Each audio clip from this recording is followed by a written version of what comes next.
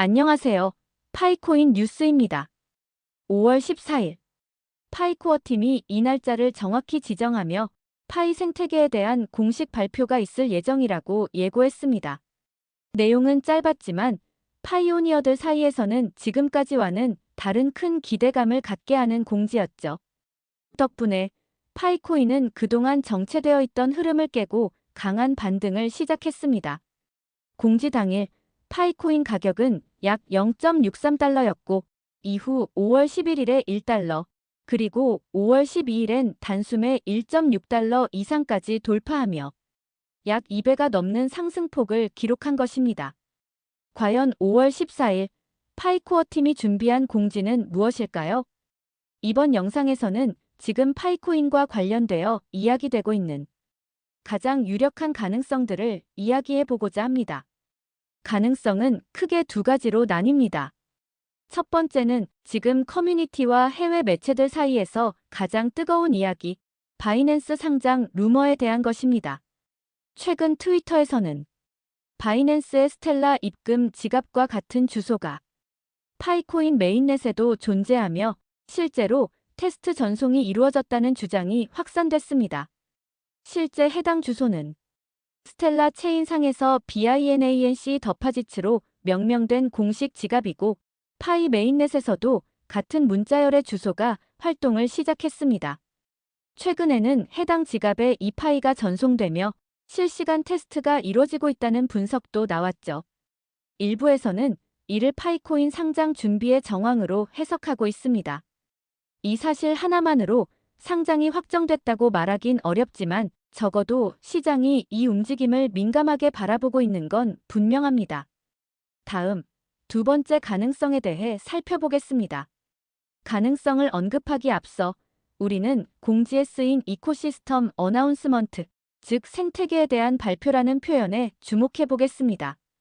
이 표현은 파이코인을 둘러싼 전체적인 구조, 즉 앱, 지갑, 결제 시스템, 개발자 플랫폼, 외부 연동 등 생태계 전반에 관련된 변화를 포함하는 개념으로 볼 수 있습니다.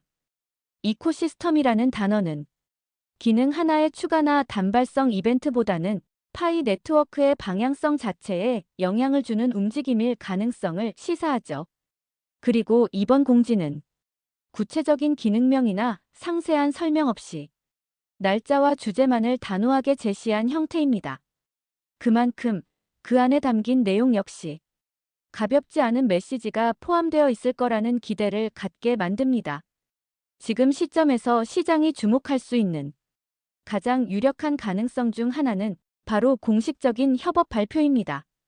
그렇다면 이번 생태계 발표와 연관될 수 있는 협업 대상 기업들에는 어떤 후보들이 있을까요? 첫 번째, 체인링크. 체인링크는 블록체인 오라클 시스템의 대표주자로 파이 생태계가 외부 데이터, 실시간 정보, 결제 트리거 등을 도입하려 할 때 가장 먼저 고려될 수 있는 기술 파트너입니다.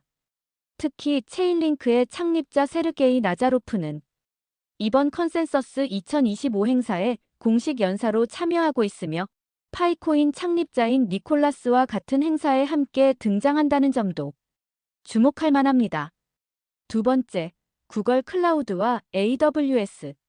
만약 이번 발표가 노드 인프라 확장이나 개발자 생태계 고도화와 관련되어 있다면 글로벌 클라우드 인프라 기업과의 협업 가능성도 생각해 볼 수 있습니다.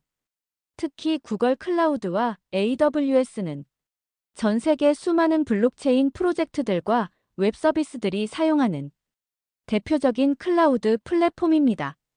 구글 클라우드는 구글이 운영하는 인공지능 및 서버 인프라 서비스, AWS는 아마존의 글로벌 클라우드 인프라로 서버 운용, 앱 배포, 트랜잭션 처리 등 복잡한 시스템을 안정적으로 뒷받침하는 역할을 합니다. 파이가 오픈 네트워크 이후 수많은 노드를 연결하고 개발자 생태계를 본격적으로 확장하려 한다면 이러한 클라우드 기업들과의 연동은 매우 실질적인 협업 시나리오가 될 수 있습니다. 특히 이번 공지에 사용된 지구 전역에서 도시 불빛이 퍼지는 이미지는 이런 글로벌 인프라 연결을 상징적으로 보여주는 장면으로도 해석할 수 있겠죠. 세 번째, 페이팔. 결제와 송금, 디지털 자산 도입까지 이미 진행 중인 글로벌 결제망 기업 페이팔도 가능성 있는 후보로 거론됩니다. 만약 이번 발표가 파이페이의 본격적인 확장 혹은 파이를 활용한 실 결제 인프라의 고도화와 관련된다면 페이팔과의 기술적 연동이나 공동 캠페인 가능성도 주목할 만합니다. 특히 이번 컨센서스 행사에는 페이팔 디지털 자산 부문 부사장도 공식 연사로 참여 중이며 파이코인 창립자 니콜라스 코칼리스와 같은 행사 무대에 이름을 올리고 있다는 점에서 시장 일부에서는 이 접점을 의미 있게 해석하고 있습니다.